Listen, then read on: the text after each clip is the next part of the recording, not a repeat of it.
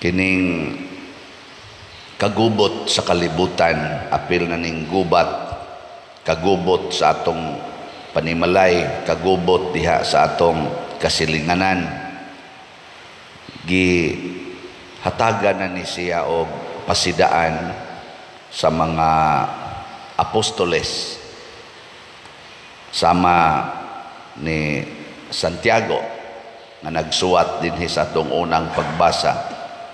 Tinaw kay niyang pagkasulti nga ang hinungdan nga nagkagubota tungod kay dunatay gipangandoy nga wa nato makabot. Ana, lingay mong tupad na napakay wa makabot. Ana, kana bang imo na siyang gipangandoy unya wa nimo makabot, magkagubot na ta, niyag pulos na ta mangandoy anang wa nato makabot, anha gid ta magkalalis kay mag-ilog man taswa. Mag-ilog kaswa ba arang-arang pa ng basketball, 12 ka buok tao mag-ilog sa usa ka buok bola, mura gid hinog mga buang, no? Isod naman, balik ra mas pikas, pero at least na igilogan usa ka buok. Kana gyud mag-ilog taswa. Nya unsa man ang mag-ilog suwa, mauna ang garbo. Ang garbo ba nga ako gyud labing dako, mauna mangandoy ko ani aron mahimo jud kong labaw niya. Pero siya sa nangandoy sad siya ato, ako ginang kabuoton kay mahimo jud kong labaw niya. Nana, nya mag-ilog mo ana, along the way magkapangka-pangka, kabantay mo sa mga players, magkadamagay o say mga bali pa. Tungod kay nag-ilog anang bula. Ako di man kay kumain mo duwag basket sa una, hilig lang yun ko, elementary o high school, pero di kay kumayo. Mauna nga, doon na dyan ko naobserbahan nga magsigi na lang kugdagan, tabok-tabok sa ring, di dyan ko mahatagag bula. Labi na og ana kayo ang score, di man ko nila lauman nga ako'y makapaskor mo nang sige la jud kog dagan, sige dagan ana kusus mura man kog buang ani hapit na mala ni mahuman ang duwa, sige la jud kog dagan, kuyog-kuyog dagan ana, pero wa gyud ko tagaig bula. Adto na say panahon ingon ana nya og pananglitag mangilog gyud kang magbinuaya mudam agyud ka didto, ang resulta magkaaway gyud. Nakaron unsa may solusyon? Kinahanglan mangayo tas Ginoo. Pero daghan sa kuno nato nga nangayo wa gyapon hatagi. Nganuman kay di sad ta ka maong mangayo. Unsaon man pagpangayo sa Ginoo, kinahanglan gyud nga mapaubsanon, humble. Nya kinsa maning mangayo nga mapaubsanon, dili mangayo para sa iyang kaugalingong katagbawan. Kita god bisag magpaubos pa ta, pero ang ato gyapong tumong mangayo ta para sa atong kaugalingon. Para karon ni simba ka kinsa may imong unsa may imong gipangayo sa Ginoo karon ni simba ka. Ge. Nauna ako no. Tagaay ko Ginoo og maing panglawas. O kana ngano man di ta ko masakit. Maayo ta ko sa akong sakit. Ngano man unsa may sunod aron maatiman ako akong mga anak kay gagmay para bani, aron makapadayon kog trabaho, makapaeskwela ko sa akong mga anak. Pulos ra gyud kaugalingon, di ba?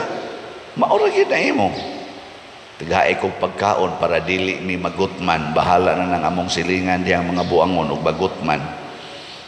Ginoo luwas sami nga dili unta ni maguba among balay, bahala nangaguba na ng ilang balay diha.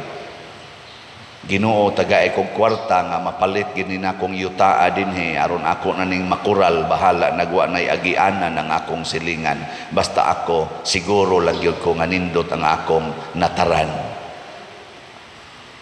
Daghang ginato ana.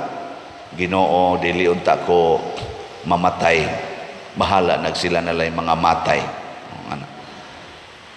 Ug atog yung sumpayan ba, Mao man agod ang kana mga tao nga gasigilag hunahuna siyang kaugalingon, iyang hunahuna labaw siya sa uban. Nga dili siya angayang masakit, nga dili siya angayan nga mapobre, dili siya angayan nga magkalisod, dili siya angayan nga magantos. Bahala na lang ng uban dihag magantos. Parehas gud na mo take og board exam. Ang hunahuna-hunaon ra gyud Ginoo makapasar unta ko, Ginoo makapasar unta ko, Ginoo in taon makapasar unta ko. Wa gyud maghunahuna nga kanang inig exam naa man gyud mahagbong. Nya katong nahagbong unsaon man to nimo? Bahala na Lord basta pasar lang ko. Wa ka maghunahuna. So ang sakto ding pagampo mga igsoon, mao ay ang pag-ingon, Ginoo, hatagi ko aning maong grasya kay ako ning ipaambit ngadto sa uban. Gilingay mong tupad. Ing na nangandoy kang mupaambit nga rin ako. Ing na nangandoy ka nga mupaambit nga rin ako. Oh, wagin maghuna-huna. Kita dinhi sige tagbaligyag slat para unsa man na? Para pare, para nako, para nato. Kaluoy Ginoo wa gitaan ng pangandoya. Unsa may itong pangandoy nganong sige tingon palit mog slat, SBF dag 500 pesos. Ana ngano man para sa katawhan nga atong gialagaran. Palit mo aning paras kapilinya tag 1,000 pesos each day. Ngano man alagaran ang mga devotees sa mahal nga Birhen Maria. Para gyud katilingban mo na nga gidungog sa Dios Ginoo ang atong pag-ampo naagi mo musod nga grasya matag karon og unya. Di inon tanan. Pero kamo sang wa mamalit og slat, unsa kay inyong giampo? Kamo bang wa mamalit kay ubay-ubay man gyud mong naminaw niya wa mo palit. Kanus apa man mo palit? Ayaw sa padiroy kay para in taon ni sa uniform sa akong anak, para in taon ni sa among pagkaon, para in taon ni sa akong maintenance, para in taon ni sa akong bayranas tubig, bayranas kuryente. Pulos gyud imong hunahuna para imo. Di na mao. Di na mao. Muna sugod karon hunahuna pag-una ang simbahan, ang katawhan. Muna ang butang diri sa atong ebanghelyo niingon diri ningos Kristo, kinahanglan nga mahimo gyud mong sama sa gamayng bata or mudawat mo sa gingharian sa Dios sama sa gamayng bata. Kanang gamayng bata ug imo nang tan-awon siya, dili gina siya maghuna-huna sa iyang kaugalingon. Unsa may iyang huna-hunaon kanunay ang gusto sa iyang ginikanan. Kung doon na siya buhaton ang bata, normally malingaw na siya maayo, niya iniglingi-lingi niya, wa na diha iyang mama, wa na diha iyang papa, unsay buhatos bata. Bisag unsa pa na ka-importante, biyaan gina niya musugo din na siya hilak, siyagit og asa iyang mama, iyang papa. No. Pero kita, di man gani kabiya sa labhanan aron lang yun mo simba. Sige lang yung panglaba. Sige lang yung panglimpyo. Sige lang yun anang buhat niya, sugal, inom. Lingaw lang yun ba? Sige lang yun. Di na mangitag Ginoo. Bahala nagpuyo-puyo. Di na yun maghilak na mangitag Ginoo aron makasal. Sige lang yung puyo-puyo kay wapay kwarta. Sige lang yung puyo-puyo. Di yun mangitag Ginoo. Ang Ginoo in taon hain naman ka. Sige na malami anig tinukhangay wa man mikasal. Purti maning dakuang sa. Sige kabit-kabit. Di yun manghilak na mangitag Ginoo mo. Nangingon diri sa atong unang pagbasa. Panghilak mo kanang inyong katawa ilisi na naghilak.